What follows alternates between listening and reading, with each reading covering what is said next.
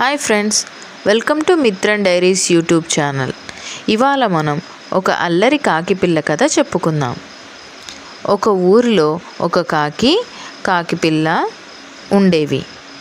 ఒకరోజు కాకి పని మీద బయటికి వెళ్తూ కాకి పిల్లకి అల్లరి చెయ్యకుండా ఇంట్లోనే ఆడుకుంటూ ఉండమని చెప్పింది.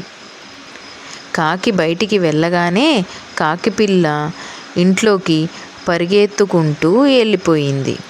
ఆటలు పాటలు కనువిందు చేస్తూ ఉంది. ఈ సమయంలో పొరపాటున నీరును కింద పారబోసింది. కాకి పిల్ల కొంతసేపు ఆడేటప్పటికీ అలసిపోయింది. బాగా దాహం వేసింది. త్రాగడానికి నీరు లేదు. కాకి పిల్ల దాహం దాహం అంటూ మూలుగుతూ పడుకుంది. పక్కింటి అవ్వ కాకి పిల్ల వచ్చి మూలుగుతున్న కాకి పిల్లని చూసింది. ఎందుకు మూలుగుతున్నావు అని అడిగింది.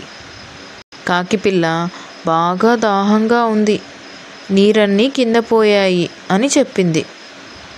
అవ్వకాకి తన ఇంటికి వెళ్ళి నీరు తెచ్చి ఇచ్చింది. కాకి పిల్ల ఆ నీరును తీసుకుని గబగబా తాగింది.